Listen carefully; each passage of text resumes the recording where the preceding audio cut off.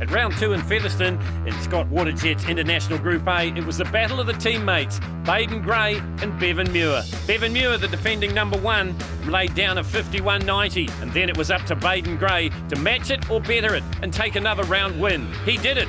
And so in International Group A, it's the Baden Gray and Bevan Muir show. We move from the Wairarapa to Meremere, just south of Auckland, for round number 3.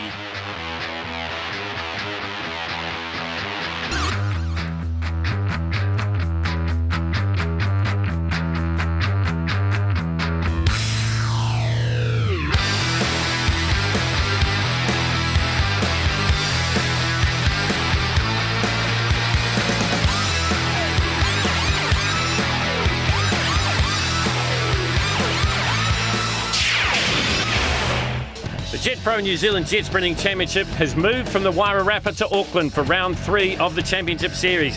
It's held at the Meremere Sprint Bowl. And if we have a look at the points going into round 3, it's all good news for the Teng Tools racing team because Baden Gray leading and his teammate Bevan Muir in 3rd. Red Smith, the veteran, in 2nd place. Sam Newdick, the new boy in Group A, is 4th. Well, everyone's talking about Teng Tools racing and Baden Gray is having an amazing start to the season. Is there a secret to winning? Did something suddenly click and you went, I know how to do this? I just think I'm driving better, like everything else out there. Rather than being a big panic, I've got a lot more time, so it seems a bit more in slow motion. So, and yeah, driving a lot better, lifting a little bit, and rather than just keeping my foot hard up it. Well, if you have a look at the 16 in 15th place, Richard Murray and Kesty Manning had problems here at Meremere. End up in 15th place. Rickety Rocket, Richard Murray's old boat, another one that, sought the grass out a few times. Brian and Neil McDonald finished with 14th place with a 73-second clocking. Blair Gibbard and Joe Bayliss were there in Bulleted Gate. Their 67.60 was good enough for 13th, and they bounced off the islands as well. Mark Shirtliff in the boaty double drives with Choco Smith was 12th with a 67.10, trying out a new co-driver at Meremere. Phil Whelans and Darren Judd, another double-driven boat here. They were 11th with a 66.34 clocking. Andrew Guthrie and Janine Ingram had some problems at Meremere and could only manage a 10th place time of a 64.53. Mark Newdick and Ollie Silverton were next, and they did a 63.44, good enough for 9th. So all those drivers haven't got through to the next elimination, which is the top 8, but Baden Gray and Bevan Muir have. They topped the charts. In 3rd place, Red Smith in the hire company boat, and in 4th, it's Sam Newdick. 5th place was Gary Smith, and in 6th place, it is Ray Ferguson. 7th place is Shane Wood in Outlaw Racing, and in 8th, and the final transfer spot goes to Blake Bryan.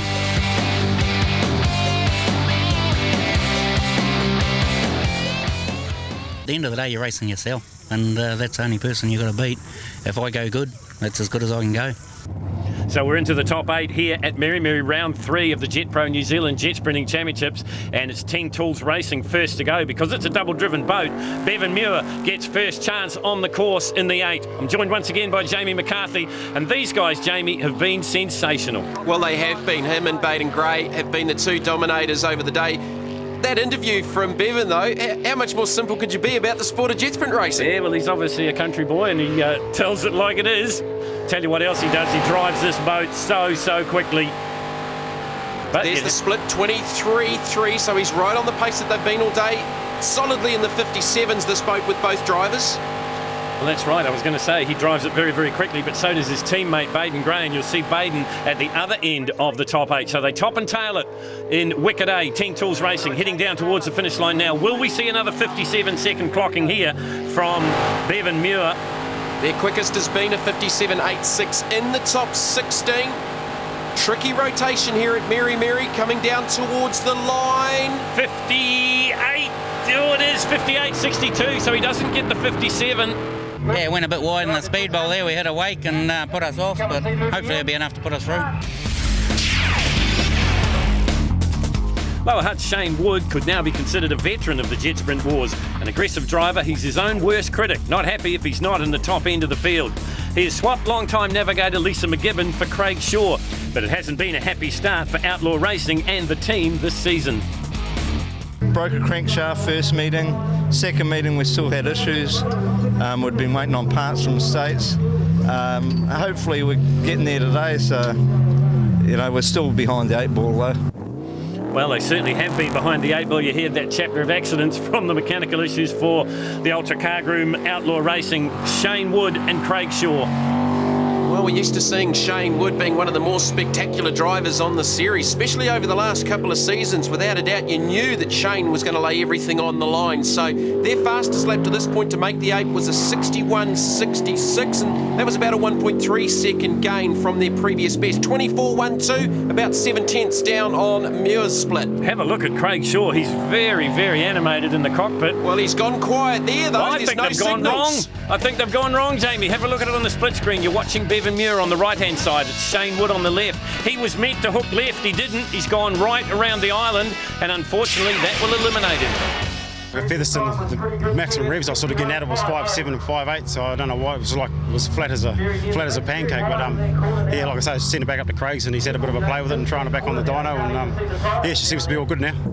Well, we thought, didn't we, at the previous round that Altherm Racing was a little off the pace, and you've heard it from the horse's mouth there. Ray Ferguson, that's his navigator, Nicky Ferguson's hand, also his wife, you can see as you're on board here at Meremere. Round 3, brilliant conditions, and they've changed the rotation a little bit here, Jamie, because normally we've seen boats head skyward and out onto the grass and all sorts of things, but they've tamed it down a little bit. Yeah, well, Meremere has been pretty well known as one of the toughest rotations. 23.79 is the split, so just on 4 tenths down on Bevan Muir, but that boat sounds a lot better. Oh, and they got a whole lot of grass or something then. Lots of wake crossings, and that's where you're going to get the boat set up when you're crossing back over your own wake, that it doesn't unsettle the boat too much, and a few of the drivers have been saying that throughout the weekend. Ray Ferguson's best was in qualifying round number 3, and he then did a 60-second clocking. He's going to have to go a whole lot faster than that if he wants to make the last elimination. Coming up to the finish line now, Ray and Nicky Ferguson. Going to be under the 60-second mark, I think, but only just 59.80. Boat's going all right. Driving's still pretty erratic, so I'm quite pleased about that, because it means that there is room for a bit more to catch up with, you know. Well, Choco has been getting faster all throughout the day. He's done a 59.44. That was in the top 16. This is the top 8, so those times don't matter now. You got the best seat in the house as you're riding with Bling It On. Suzanne Shirtliff is the navigator. Well, that 59.44 is a touch quicker than Ray Ferguson just said. Obviously, Bevan Muir is the benchmark at a 58.62. Let's see what Gary Smith can do here and Bling It On. Beautifully presented white pointer stinger hull. 24.01 at the split, so he's just a fraction down on Ferguson. He's a 10th up on Shane Wood before his rotational area. You can see just how many times the boats cross over their own wake, and Gary actually looks a little bit better with those crossings at the moment. The boat seems to be a lot more settled down on the water. Remember, from the top 8, we'll be cutting them down to 4. Will Choco be in the bunch? Have a look as they work their way down towards the finish line now. This is still a tricky rotation. There's something like 25 or 26 calls to remember through this run. Here comes the run to the flag. Oh, it's going to be a sub 60. Oh, it is 59.90. So there's a log jam in the middle of the field in the Group A. We were quite lucky. We had a practice day up here last week. Tried a few things out with fins and nozzles and all that sort of stuff. It's always good to hit your home track running. Well, we've got to the stage in the elimination where there'll be some worried people that have gone before, because this is boat number 5 in the top 8. This is Sam Newdick and Nick McIndoe. And they've been fast as well. They got into the 59s in qualifying 3. They've run the best time of the day in the 16, so another one that's going quicker as the day progresses. Yeah, well, their best lap, as you said, Phil, a 59.23 in the top 16. So you've got a fair few boats in that mid-59 second range right now, looking for the split. 24 flat. That's one of the better ones. Well, we've got a few right on the 24 bubble as well, so he's going to have to bring it home very, very quickly now, but we know he can do it. Oh, he gets so close to putting it out of the park then. How did he survive that? You heard the boat rev. He just clicked it up out of the water off the bank. Spectacular lap, I'll give you that, from the GJ Gardner Holmes boat. Well, he's certainly not afraid of it. He's the past New Zealand Lights champion. He's starting to bring it home to the finish now. Sam Newdick and Nick McIndoe. It's been pretty aggressive in the cockpit. Are we going to see a sub 59 second clocking here? No, we're not. 59.78 for Sam Newdick. We're so close in points that we can't afford to do anything stupid. So we've got to just keep there, and they're thinking the same thing, I imagine. We have to keep close to each other. We can't let anybody get away from us, but on the same token as we've got to keep safe as well, because, you know, it is around 6 rounds, so, you know, you can't go out there really and punch a real hard one and end up in trouble, you know. So we've got to drive to the limit, but not over the limit. Well, Reg Smith doing very well in the championship so far. He's second in points in Scott Wordjet International Group A. You're riding with him here and his wife Julie, and now Gary Smith's going to be a worried man on the sideline because his time will come into question here. Well, Reg was able to take advantage of Bevan Muir's DNF at the opening round of the championship. Shane Wood definitely out of the top 4 run here with a DNF with a navigational here. Looking for the split to come up for Reg Smith. Oh, it's quick. It's quick, Jamie. 23-21. So that might have just taken him out of the danger zone. Well, he's a 10th quicker than Bevan Muir, but we saw Bevan just back up a touch from his previous best with a couple of wide corners. The boat just sitting up in the water. Once again, he crosses his own wake and then gets the wash in the next couple of turns. This is a good steady run for the hire company boat and Reg and Julie Smith. Well, he's been consistent. He's gone 58.7, 58.8, 58.7. Looking for another sub 59 here, and he's the only boat in the 58s other than the 57 set by Baden Gray and Bevan Muir during the day. Time to watch is the 59.90. That's Gary Smith's time, and he's beaten it, so Choco's gone. 58.54 for Reg Smith. Blake Bryan on the water in New Zealand Seafoods Marsh Motorsport. And this boat sounds so different. I know when Peter drove this boat a couple of seasons ago, Tony Marsh, the engine builder, decided to have a bit of a think outside the square with the engine. They changed the torque curve of the motor. They changed all sorts of things. That's why it's got that distinctive sound. It's a white pointer, a Stinger hull, as you'd appreciate, because it's the nephew of Rex Bryant driving it. 24.79 the split, so he's got some work to do in the second part of the course. Ray Ferguson now sitting on the bubble, but he might not have too many dramas here because Blake's just a little bit slow in that first part of the course. And we've seen too, haven't we, that it's hard to bring it home quickly. If you've made a mistake in the first bit, the second normally bites you, and that's what's happening here for Blake Bryant and Jono Randall. Best they've done is a 61.92. They're going to need to appreciably go quicker than that here to make the top 4. Those last couple of corners seem to take an eternity. This is going to blow out over the 61 second mark. 61.40 is not going to be good enough. Well, he might be the points leader in Scott Waterjet International Group A, but he hasn't had it all his own way, Baden Gray. This is qualifying round number 2. That was a violent spin. This is pressure, isn't it? I mean, just to say you've done a 57 doesn't mean you can do it again. Exactly, mate. You've got to do it all again. Like, what's happened before doesn't matter. Well, both of the guys in the Ting Tools racing team seem to be able to sum it up pretty succinctly with just a few words. Baden Gray, doesn't matter what happened before. Well, in the back of his mind, he'll want to go quicker than the 58.80 of Ray Ferg, but I think front of mind will be the fact that he'd love to beat his teammate. Well, he has been the quickest so far this weekend with a 57.44 in the top 16 run, 4/10 clear of his teammate Bevan Muir in the same boat. Whoa, look at the split! That is quick! That's 22-21! That's a full second quicker than Reg Smith's split.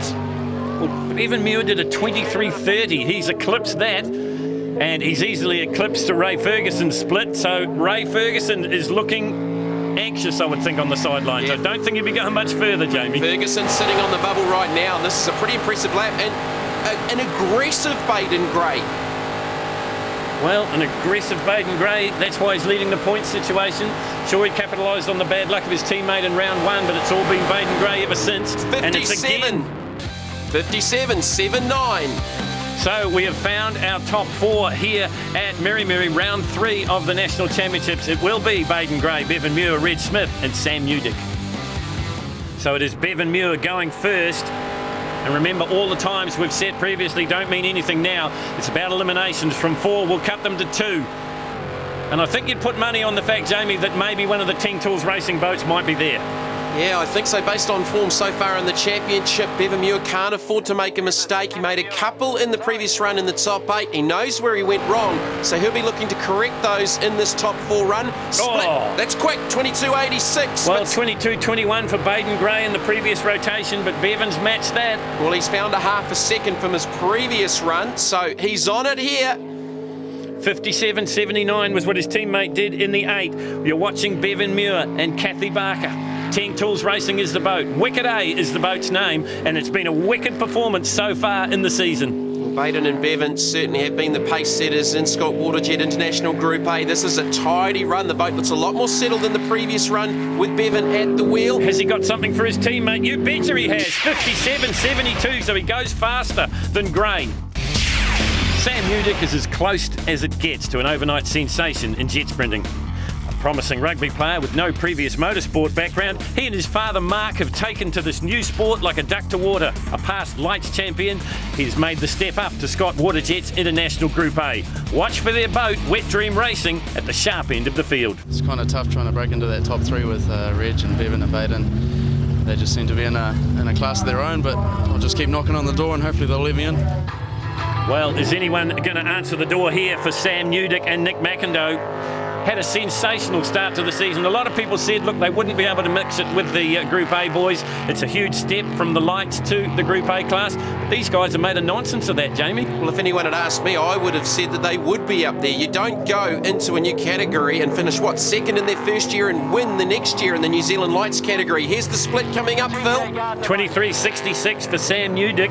It's a little bit down on the high-paced effort of Bevan Muir, but it's still there or thereabouts. Remember, we cut them from 4 to 2. Will Sam Udick and Nick McIndoe be there? Oh, it just grazed the side of the island. How we got away with that, I don't know. We've talked about how unforgiving these rotations can be here at Meremere, but he dodged a bullet then. You can't really afford to clip the banks here. The other issue here is Meremere is when you get longer through the runs, the water gets dirtier, and that starts taking the edge off the blades with the extra clay getting mixed up in the water.